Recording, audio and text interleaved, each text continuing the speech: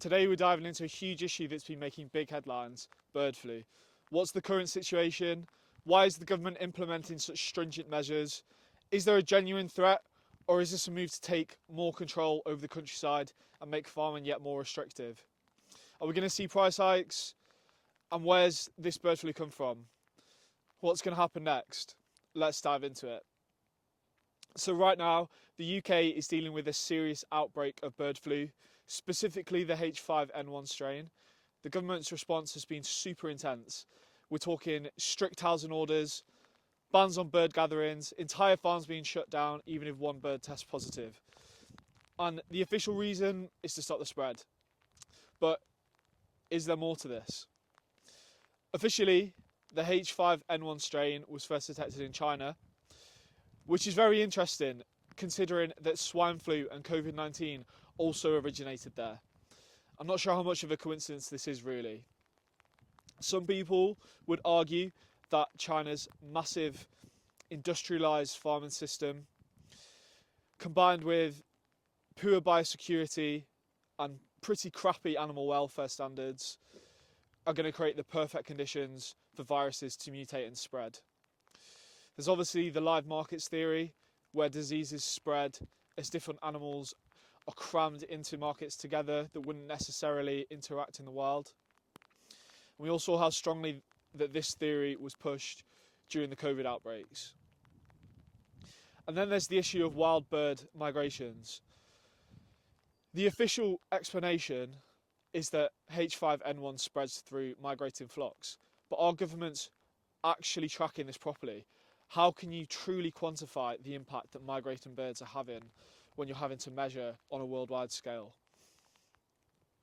Or is this just a convenient way to shift the blame away from unregulated, intensive farming hubs in the third world? Or guys, perhaps there's a more sinister reason for the spread of bird flu. But one thing is for sure, every time a new virus emerges, farmers around the world end up paying the price, despite the actual origins of the diseases.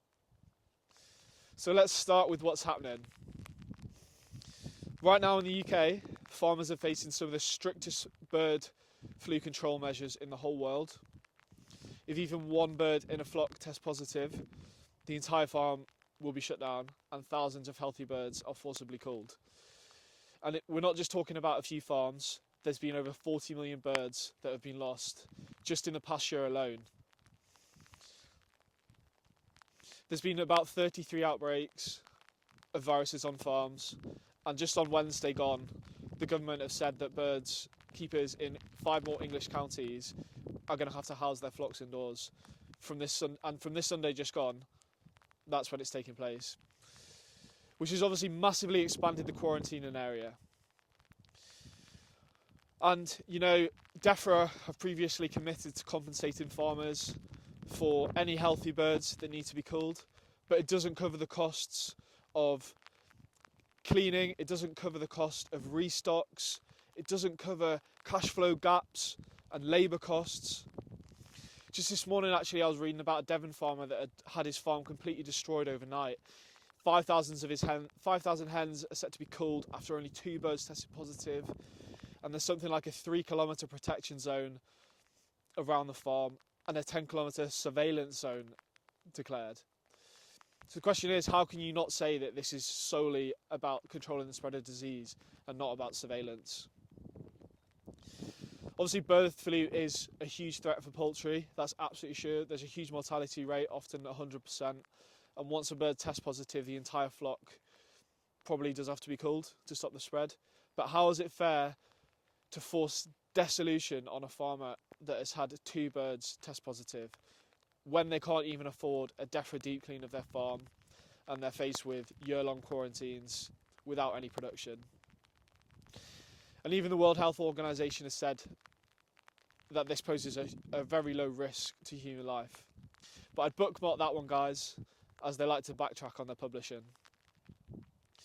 So really, the government's very stringent policies, while aiming to curb the outbreak, have inadvertently placed huge undue pressure on farmers at the moment. The financial strain is obviously crazy, and farmers that have spent years building their flocks are now witnessing their livelihoods decimated in a matter of days. Constant threat of outbreak is going to take a huge impact on rural well-being, especially for the poultry farmers. So, to summarise, I guess the combination of these mandatory cullings, the high costs, really inadequate compensation, and the emotional strain that this is starting to cause for the poultry farmers is the start of a crisis, really.